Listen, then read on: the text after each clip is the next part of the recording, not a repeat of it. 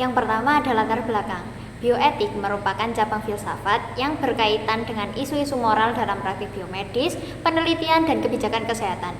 Bioetik menjadi landasan untuk menilai keputusan-keputusan yang melibatkan kesehatan individu dan komunitas secara menyeluruh.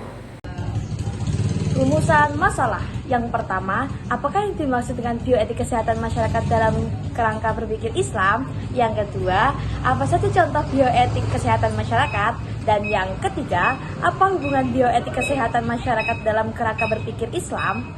Selanjutnya ada tujuan. Yang pertama, untuk mengetahui bioetik kesehatan masyarakat dalam kerangka berpikir Islam. Yang kedua, untuk mengetahui contoh bioetik kesehatan masyarakat. Yang ketiga, untuk memahami hubungan bioetik kesehatan masyarakat dalam kerangka berpikir Islam. Definisi bioetik. Bioetika berasal dari kata Yunani yaitu bios yang berarti kehidupan dan etos yang berarti norma-norma. Bioetika didefinisikan sebagai suatu tindakan dalam mengevaluasi penerapan moral dan etika yang bertitik tolak pada analisis tentang data-data ilmiah tentang biologi, obat, dan teknologi dalam pemeliharaan kesehatan organisme. Selanjutnya adalah prinsip bioetik. Yang pertama ada prinsip otonomi, yaitu prinsip moral yang menghormati hak-hak pasien, terutama hak otonomi pasien. Yang kedua, prinsip beneficiensi, yaitu prinsip moral yang mengutamakan tindakan yang ditujukan kebaikan pasien, perbuatan yang manfaatnya lebih besar daripada sisi buruknya atau mudaratnya. Yang ketiga adalah prinsip non-maleficiensi, yaitu prinsip moral yang melarang tindakan yang memperburuk keadaan pasien. Yang keempat ada prinsip justice, yaitu prinsip moral yang mementingkan fairness dan keadilan dalam bersikap maupun dalam mendistribusikan sumber daya atau distributive justice. Selanjutnya ada bioetik dalam Islam. Bioetika membahas mengenai permasalahan etika yang timbul dalam praktek medis, penelitian ilmiah, serta perkembangan teknologi kesehatan. Bioetika menekankan pada pengembangan berpikir untuk menentukan sisi baik buruk atau dimensi etis dari biologi modern dan teknologi yang terkait dengan kehidupan. Sedangkan Islam sendiri sangat menekankan pentingnya berpikir. Rasulullah memberikan pernyataan tentang peranan akal dalam beragama. Agama itu adalah penggunaan akal, tiada agama tanpa untuk orang yang tidak berakal. Keharusan manusia untuk selalu menggunakan akal dan pikirannya difirmankan Allah dalam surat Al-Ghasyiyah ayat 17-20. Contoh bioetik dalam kesehatan. Yang pertama ada bayi tabung. Bayi tabung merupakan suatu proses bertemunya sel sperma dengan sel telur di luar rahim maupun tubuh untuk mendapatkan kehamilan.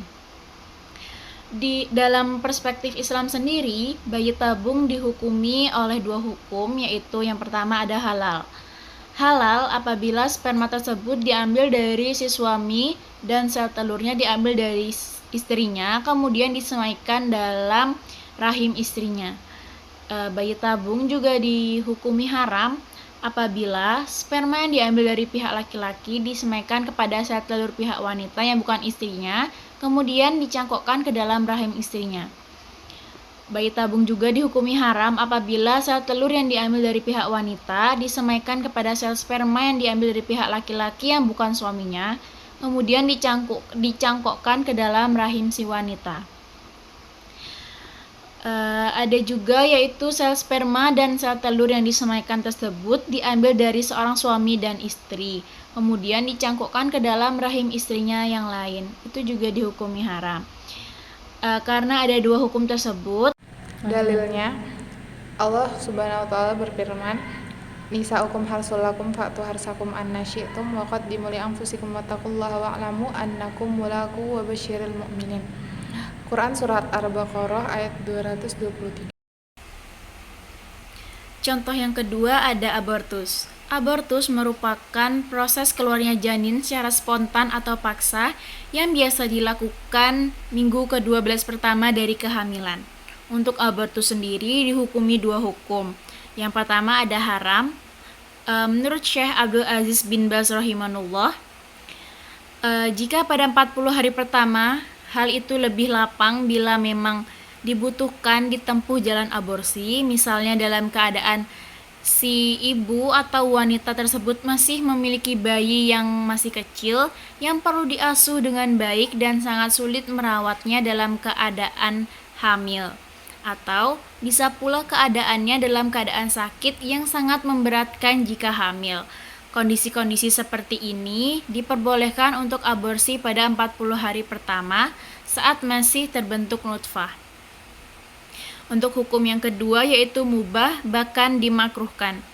Karena ada sebagian ulama yang memperbolehkan bahkan memakruhkan hal tersebut. Karena belum ada ruh, maka tidak dianggap sebagai suatu pembunuhan, kecuali bila aborsi yang dilakukan dalam kondisi darurat.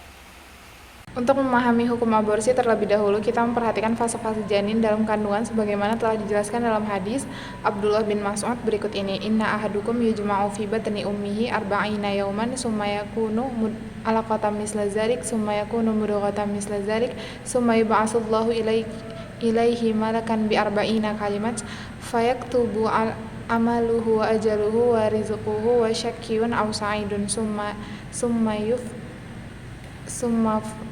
yunfakhu fihi ruh. Hadis muttafaqun alaih.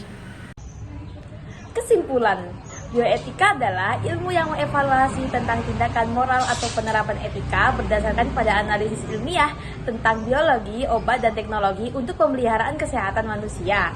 Islam sangat menekankan pada kemampuan berpikir. Keputusan etik dilakukan melalui pertimbangan yang sangat cermat antara kemaslahatan dan kemudaratan sesuatu hal. Konsekuensialisme lebih sesuai dalam Islam untuk mencari solusi dalam menghadapi kasus dilema bioetika. Jangan lupa pakai helm. Sekian, terima kasih. Wassalamualaikum warahmatullahi wabarakatuh.